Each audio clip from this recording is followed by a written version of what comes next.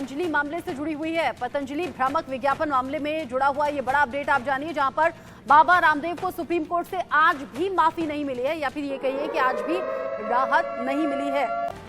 Supreme court ने 23 तारीख को फिर से पेश होने के लिए कहा, यानी कि 23 अप्रैल। अब अगले जो सुनवाई की तारीख है वो डिसाइड की गई है सुप्रीम कोर्ट की तरफ से।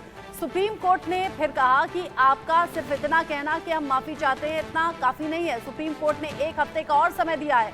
सुप्रीम कोर्ट ने कहा है कि अभी माफी नहीं दी है, इसको आप राहत मत समझिएगा।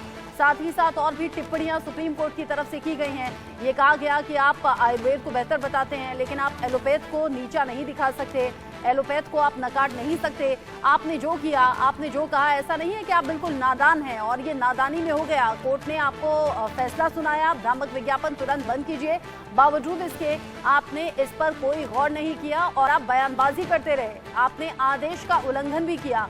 हालांकि बाबा रामदेव और आचार्य बालकृष्ण की तरफ से आज फिर से माफी मांगी गई है कोर्ट में, और ये कहा है कि हम बिना शर्त माफी मांगते हैं।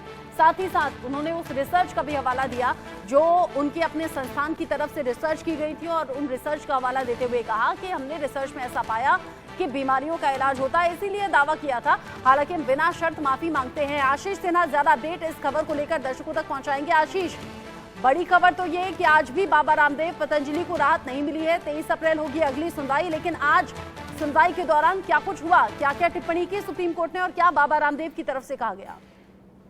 देखिए रचना, आज पहली बार ऐसा हुआ है जितनी भी सुनवाइयां सुप्रीम कोर्ट में हुई हैं कि बाबा रामदेव से सुप्रीम कोर्ट के सीधे सवाल हुए हों और बाबा रामदेव ने सीधे जवाब दिए हों।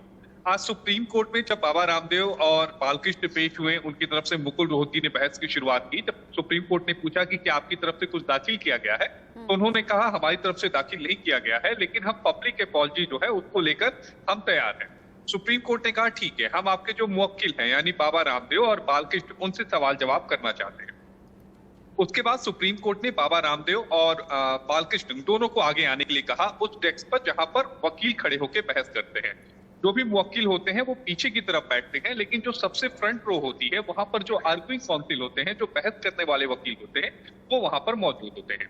उसके बाद सुप्रीम कोर्ट ने सवाल पूछना शुरू किया। सुप्रीम कोर्ट ने कहा कि बाबा रामदेव, आपने योग के लिए बहुत कुछ किया है, आप एक प्रसिद्ध व्यक्ति हैं, लेकिन आप जो पतंजलि का जो कारोबार कर रहे हैं ये बिजनेस है।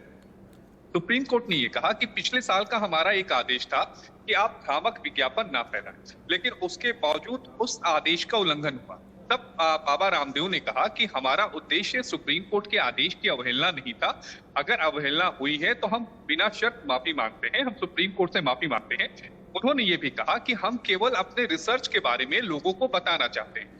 फिर कोर्ट ने कहा कि आपने एलोपैथी पर निशाना क्यों साधा, यानी आपने दूसरी जो मेडिकल संचार की जो चीजें हैं उस पर निशाना क्यों साधा।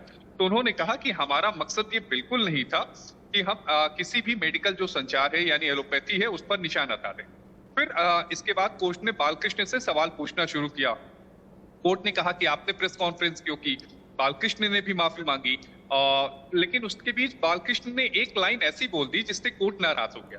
कोर्ट ने कहा कि गुरुजी यानी बाबा रामदेव का पतंजलि से कोई लेना देना नहीं है, पतंजलि में बाबा रामदेव किसी पद पे नहीं है। और यही बात सुप्रीम कोर्ट को फिर नागवार गुजर गई। सुप्रीम कोर्ट ने कहा कि आप माफी तो मांग रहे हैं, लेकिन आप माफी जैसी हरकत नहीं कर रहे हैं और हम आपके माफी नामे को स्वीकार नहीं कर रहे हैं। फिर बाबा रामदेव फिर बालकृष्ण की जगह आए। उन्होंने कहा कि हम माफी मांग रहे हैं और जो भी गलतियां हुई वो हमसे नादानी में हुई, हम जानबूझकर कोर्ट के आदेश की अवहेलना नहीं कर रहे हैं, तो कानूनी समझ हमें कम है। कोर्ट ने कहा कि ये मामला पिछले साल से चल रहा है, ऐसा तो है नहीं कि 1 या 2 सुनवाई हो, और हम ये मान ही नहीं सकते कि आप इतने नादान हैं।